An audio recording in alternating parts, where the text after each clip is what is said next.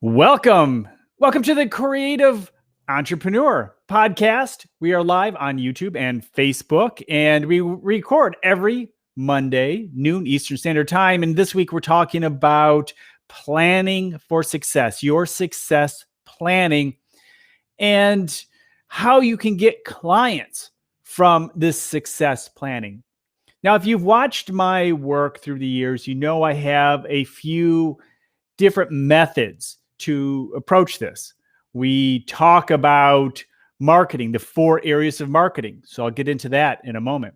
We'll talk about the 7, there's a combination code, and there are 10 parts to the combination code. And you can get that if you check out the download in the description. It's a free download, and as part of that, it has the 10 elements. But we take 4 of them, 7, 5, 3, 1, and we use that as part of our plan.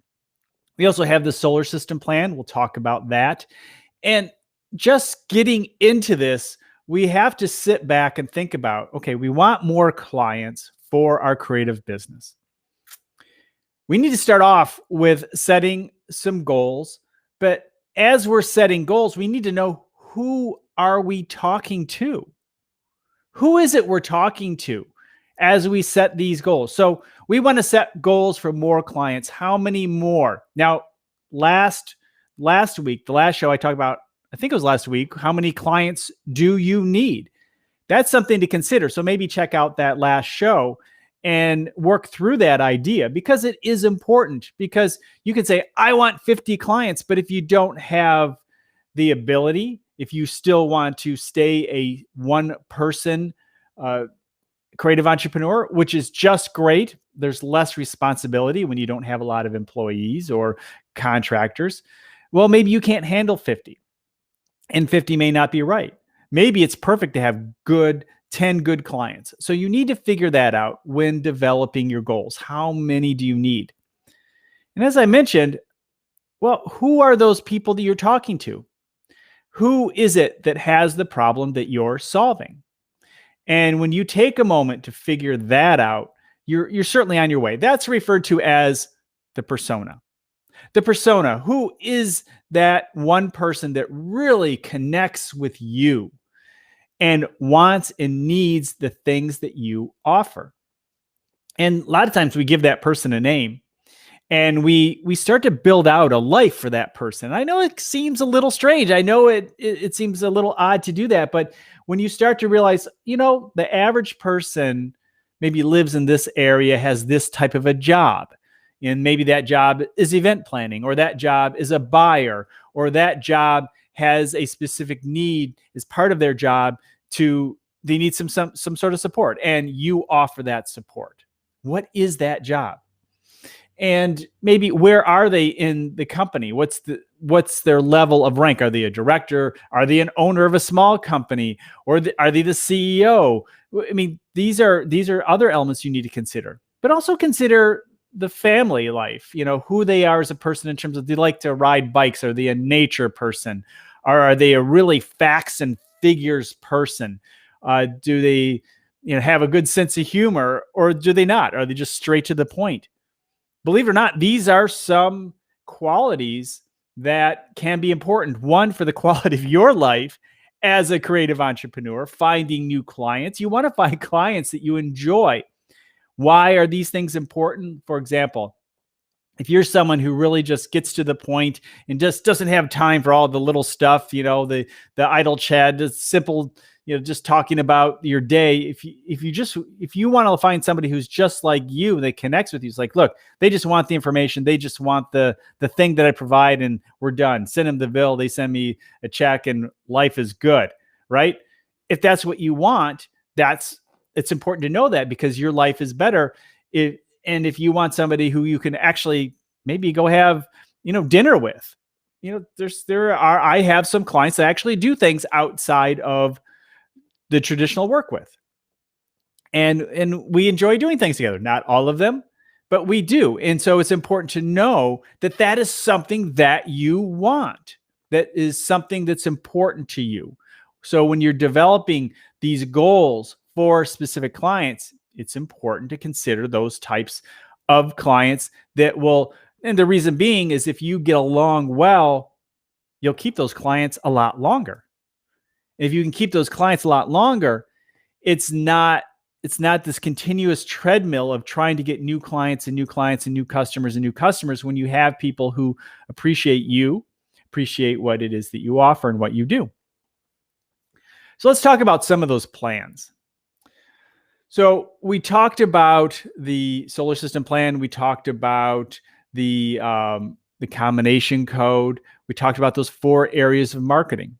Now, the 4 areas of marketing are awareness, traffic, conversions, and retention. That's what we focus on this channel as we try to get new clients. Awareness, developing awareness.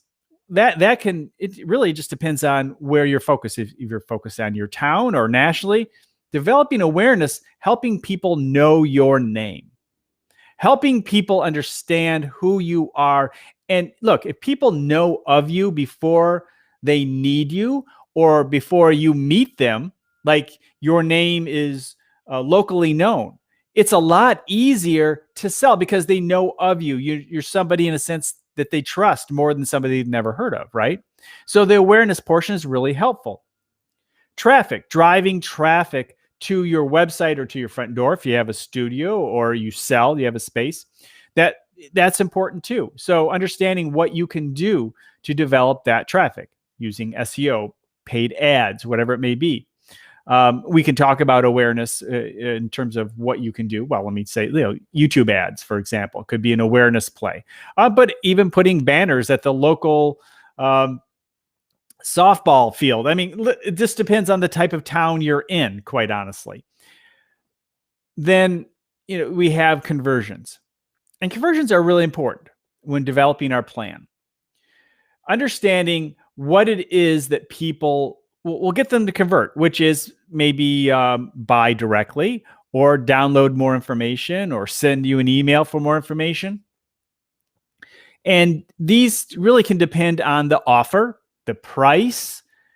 Sometimes you have to go back and forth. You have to try different prices. You have to try different styles of presentation, different calls to action. These are all things you should probably consider. And that's how you can get the conversions. In other words, conversions require testing. Don't just decide this is the way I'm going to do it. Test your ideas out. Sometimes it's just one little word that changes everything. And so you test those different words, or just a little bit of a price change. Just a small little price change could make a big difference in the process. And then lastly is retention. And a lot of times we forget about retention. We forget about keeping the people that we already have that know us, like us, and trust us. The people that really appreciate who we are. That's important. So take the time to really think about how you can follow up with people after they've purchased from you. And, maybe some people that you haven't heard from in a while. Put together a campaign, make that part of your plan, your planning process to bring back more customers, people who know you. And maybe your older customers may not be right to buy again.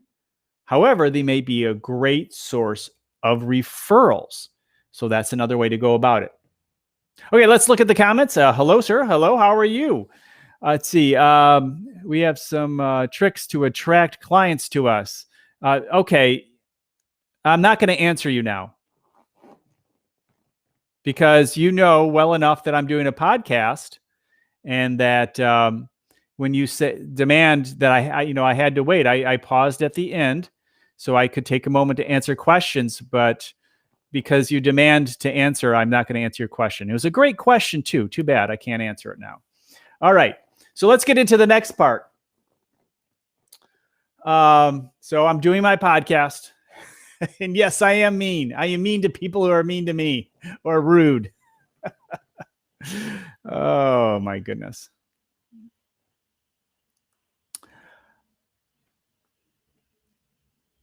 So once we understand the 4 areas of marketing, now I think we should get into the combination code a little bit. And what are those areas, the 4 the 7-5-3-1. What are those? And then we'll get into the solar system method, and we'll talk about that in a moment.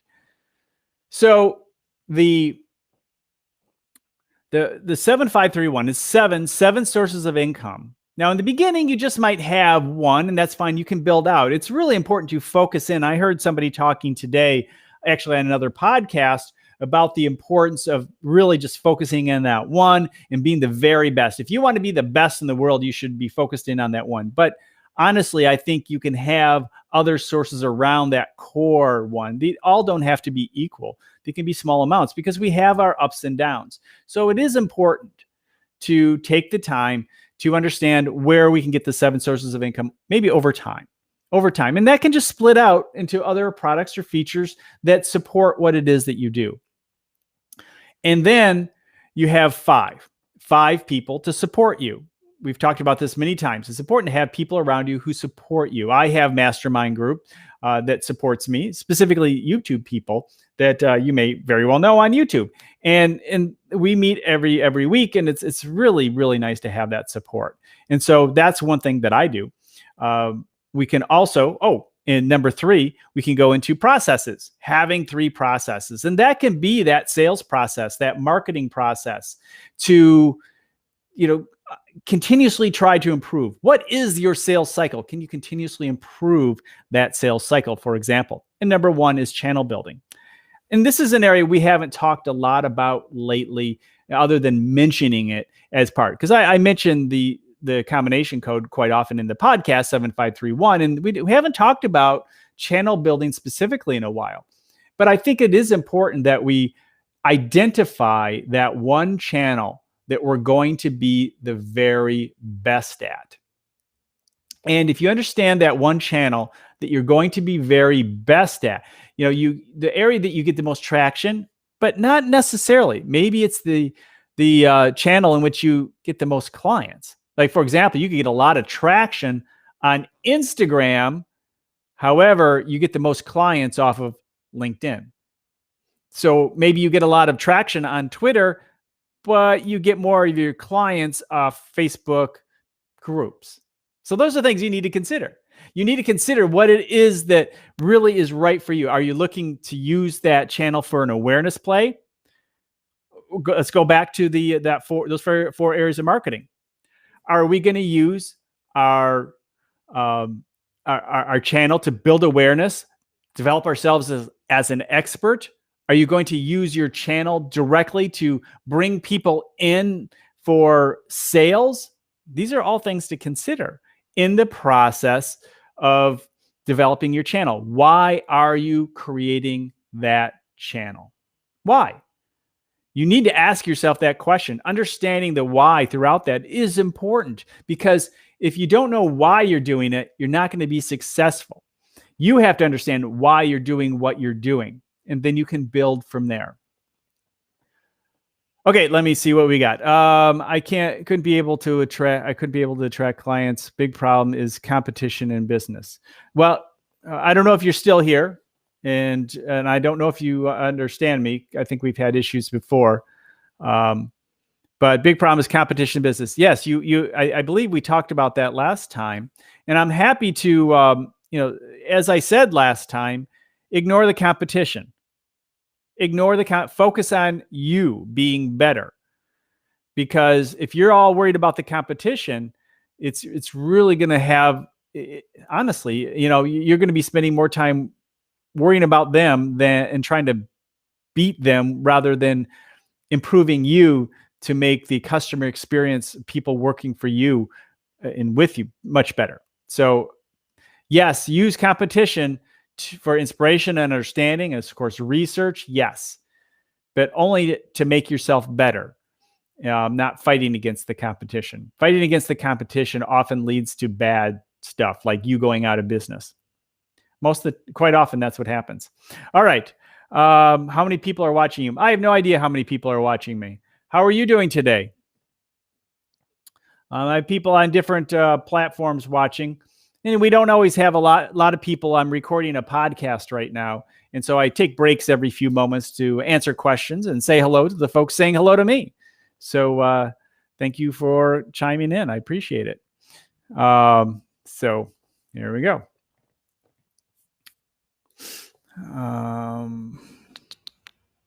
Yeah, you have a question before I get back into my podcast.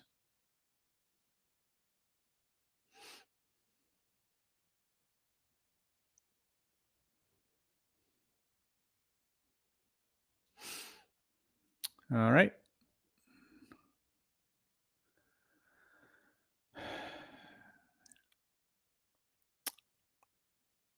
Well, why don't you tell me about your family, and then I'll follow up about my family, and I'm going to get into the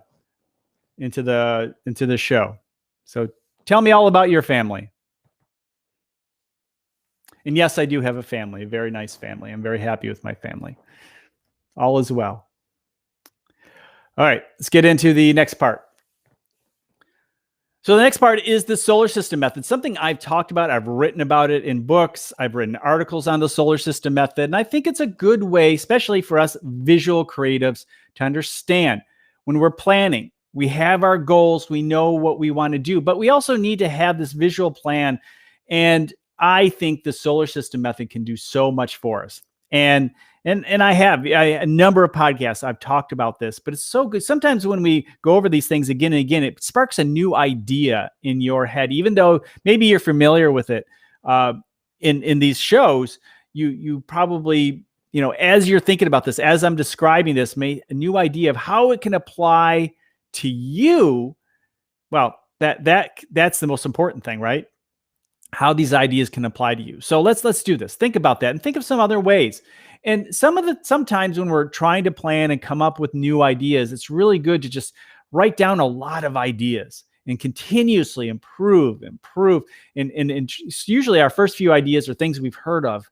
But then when we dig deeper, we start coming up with the real creative stuff.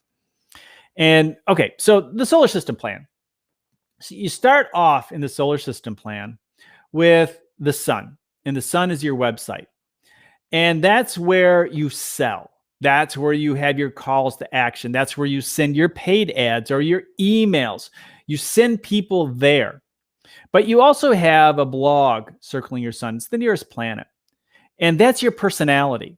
And that's a way to drive people in who are looking for answers to questions or looking for an expert in a specific area, and you continuously write or share ideas. And you use that blog. It's very good for SEO. And yes, it can be connected to your website directly or not. That's up to you. It can still be powerful either way. It just depends. You have to really work through your SEO goals. And sometimes it's just best to have your blog connected directly to your website. Next, you have your inner planets. And these inner planets are, well, like YouTube and Flickr, Vimeo. These are places where we put our videos, maybe even our content. I mean, an inner planet could be a podcast or a blog in some situations. And that's where you pull content from to share in your outer planets. And in your outer planets, that's where you engage. That's where you build community. And again, YouTube is an inner planet, but it can also be an outer planet where you engage with people. Instagram, Facebook, LinkedIn, Twitter, these are all outer planets. And then you drive people in gradually to your content of your inner planets, and ultimately from your content to your blog, or most of the time directly to your website, a landing page, a relevant landing page that has a call to action that is directly related to what that person is looking for more information of. And that solar system method can be really helpful. We have the asteroids, which again, as I mentioned, are emails. Asteroids just going directly to your website, and that's where people go to a landing page, and hopefully you convert directly. But also capturing people's emails is important as part of that. In your inner planets, in your outer planets, on your blog, capturing those emails, giving a free download. For example, there's a free download in this YouTube channel. Not to push you to the download. I'm just saying there is, because that's one way collect emails. And then I can let people know when I have a new upload or something like that, or want to connect with them. Collecting emails is really important because what happens if your number one way in which you communicate with people, maybe Instagram, what happens if Instagram just shut down and that's how you connect with everybody? If you don't own it. So that's why a blog and a website and email lists are so important, because you own those more than you do those other inner and outer planets. And you can use them to your advantage, but they are what we refer to as, well, rented land. Okay, we have questions here. Let's see. Okay, I like you. Thank you. Appreciate that. Why do you delete your previous videos from YouTube? Because they were not related. And that's a really good question. So I deleted those videos. I didn't delete them. They're unlisted. They are still available unlisted. But I've created over 1,000 videos. But right now, I'm focusing in on helping creatives get more customers. And if you understand how the YouTube algorithm works, really, I want videos that are available to people. I want related videos available because they're more likely to watch multiple videos. And that's important in the process of growing a channel, is getting from one video to another. That's why it's hard to grow a channel when you're doing multiple things. And that's one reason why my channel hasn't grown real fast, because I've done multiple different topics over time. And so, now I've just decided if I really want to grow the channel, I really need to focus in on one main topic. And that's how to get creative entrepreneurs more clients, which it does still allow me to cover a number of topics, but there is one end goal in each video: more customers for the people who watch my videos.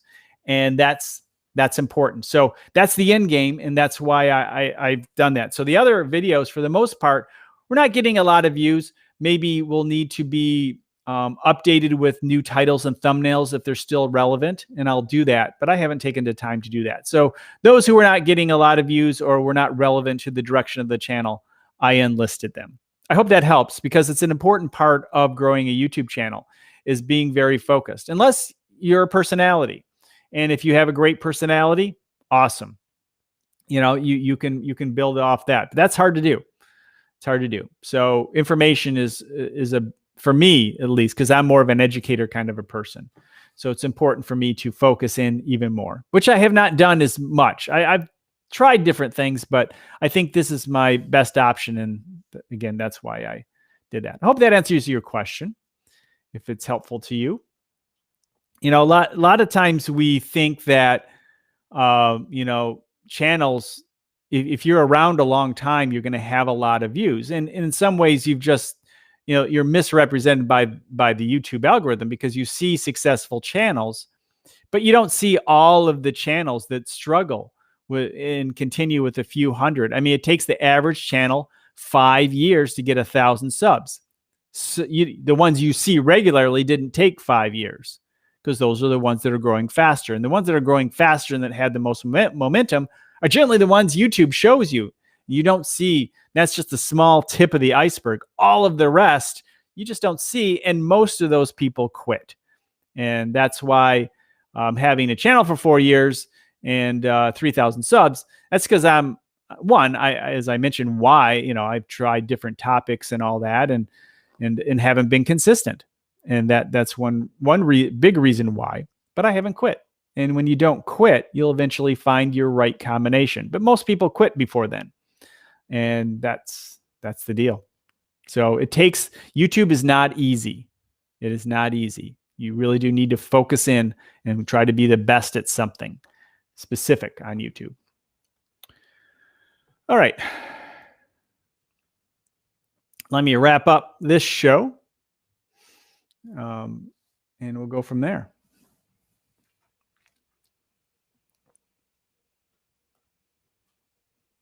So planning for success, I honestly think you do need to have that success mindset. You need to expect, you need to have the optimism to keep going. One big criticism that people have had of me in my life and in many different ways is too much optimism. I'm too optimistic. Maybe that's you too. And you just don't give up. And that is the thing. You keep going. But you have to have that optimism and that success mindset that it's going to work for you. And putting a plan out there. Here's a big important thing to understand. When you put a success plan out there, It's okay to change it. It's fine. It will change over time. I mean, that's the important thing, because some of your plans or some of your ideas won't be relevant maybe a year from now. Maybe you've made adjustments in your business. And so you made these adjustments in your business, but because you made these adjustments, the plans you had, or maybe the persona, the kind of client that you're going after, has changed. So that's the neat thing about this. The key to succeeding with a success plan and the process, and use the word process, is to first start. You have to start. Make the plan. It does not have to be perfect. You just have to start the plan and get moving forward. And then, because it's a process, that's so important, because it's a process, well, then you can go back and look at that plan and improve upon that process over and over again, like we do with the combination code number 3. It's 3 processes that we're continuously improving upon. And once we get one going really well, we'll put in a different one, because one's works really well, but there's probably another process somewhere that we need to improve. So we'll bring that in and focus in. That one is part of our 3, but the planning process can be part of that. But just start. If you don't start, everything will not be perfect. To get more customers. To get more customers, you need to go through the process of trying to get customers, figuring out why they buy or not buy, and then go through the process again to figure out how you can do it better next time. And speaking of next time, I'll talk to you next week. You have a great week. All right. Why YouTube doesn't respond you? What do you mean? Why does YouTube not respond to my videos? Again, it goes back to focus, and I've had many different focuses for a long time, but that again, what percentage, how many views are you supposed to have? I have many views, hundreds. My best video has 100,000 views. I have many with tens of thousands of views. Every video is different. And because I have switched back into focusing on customers and clients for creative professionals, a lot of those other videos weren't relevant. And so it's kind of like starting over again. So right now we're think of it this way. It's cleaning out the people who are interested in various other topics, such as how to change your Facebook page name, to people who really do care about growing their business. And so it's, in a sense, starting over on YouTube. Each time you change your topic, you're starting over on YouTube, no matter how many subscribers you have. And I've had other channels that have certainly grown much faster, but I got bored of them. This is just kind of my main channel, and I keep pushing it, and I keep trying. That's what I enjoy. All right. That's it. Any other questions? If I've answered them or not? Happy to answer good questions. Still haven't heard about your family yet.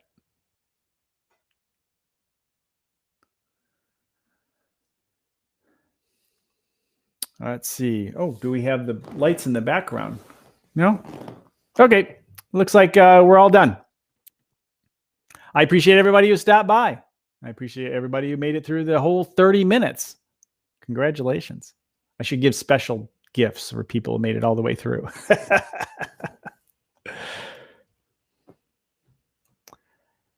All right. Have a great week, everyone.